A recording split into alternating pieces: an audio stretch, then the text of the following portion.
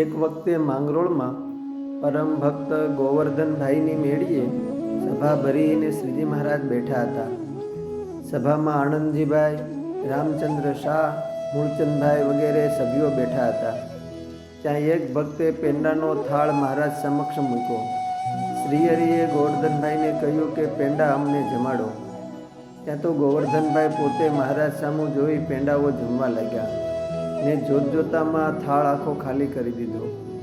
એ જોઈને રામચંદ્ર શાહે તરત મહારાજને પૂછ્યું કે ગોવર્ધનભાઈ તો આપણને જમાડવાને બદલે પોતે જ પેંડા જમી ગયા.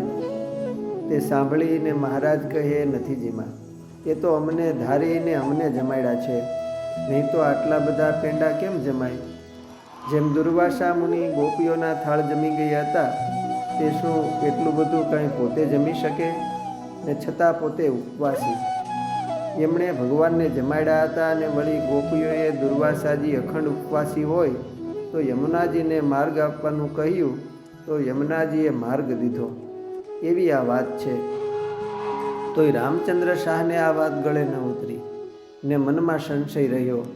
ત્યારે એના સંશયને ટાળવાને અર્થે મહારાજે સાકર અને મીઠાના થાળ ભરીને મંગાવ્યા અને ગોવર્ધનભાઈને કહ્યું કે જમો. ત્યારે ગોવર્ધનભાઈ સાકરની જેમ આખી એ થાળી મીઠું પણ જમી ગયા. ત્યારે બધાને થયું કે ગોવર્ધનભાઈ પોતે જમતા નથી, ભગવાનને અખંડ ધારીને ભગવાનને જમાડે છે. આવી તેમની ઉચ્ચ સ્થિતિ શ્રીજી મહારાજને પ્રતાપે થઈ હતી. પછી થોડે સમયે એક વખત દૂર તળાવડીએ શ્રીજી મહારાજને સંતો હરિભક્તો નાહવા ગયા હતા. ત્યાં રસ્તામાં એક મોટી શિલા પડી હતી. તે જોઈને રામચંદ્ર શાહને મનમાં વિચાર આવ્યો કે આ મોટો પથ્થર અહીં પીળો છે, તે તળાવમાં નજીક હોય તો સૌ ગામજનોને કપડાં ધોવાના ઉપયોગમાં આવે. જેમ શ્રી કૃષ્ણ ભગવાને ટચલી આંગળીએ ગોવર્ધન પર્વત ઉપાડ્યો હતો, તો આ શ્રીજી મહારાજ ધારે તો કાર્ય થઈ જાય.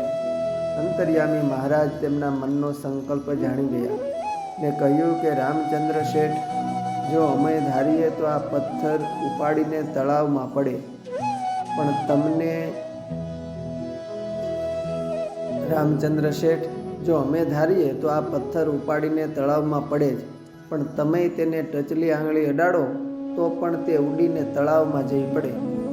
તે સાંભળીને રામચંદ્ર શાહ કહે, અરે મહારાજ, મારામાં એવી શક્તિ ક્યાં? મહારાજ કહે, તમે ટચલી આંગળી અડાડો તો ખરા. શ્રીહરિના કહ્યા મુજબ રામચંદ્ર શાહે અચકાતા જઈ પથ્થરની નીચે ટચલી આંગળી અડાડી તો તરત પથ્થર ઉડ્યો અને તળાવમાં ધોવા માટે કામ લાગે તે રીતે ગોઠવાઈ ગયો. રામચંદ્ર શાહ તો સ્થિર થઈ ગયા. બીજા સંતો અને ભક્તો પણ આ જોઈને આશ્ચર્યચકિત થઈ ગયા. ગામમાં વાત પ્રસરી ગઈ. 800 મણનો વજનદાર, કોઈથી ખેંચાય પણ નહીં એવો પથ્થર એક ભક્ત દ્વારા ભગવાને તળાવમાં નખાવ્યો. ભગવાન પોતે આવા દિવ્ય ચરિત્ર કરે, પણ તેમની શક્તિથી ભક્તો પણ આવું ચમત્કારિક કાર્ય કરી શકે, એ તો અપૂર્વ ઘટના છે. રામચંદ્ર શેઠ ભગવાનના પગમાં પડ્યા અને કહે કે મહારાજ, થોડો નિશ્ચયમાં ડગમગાટ હતો તે આ ટળી ગયો. આપ તો અવતારના અવતારી પૂર્ણ પુરુષોત્તમ નારાયણ છો.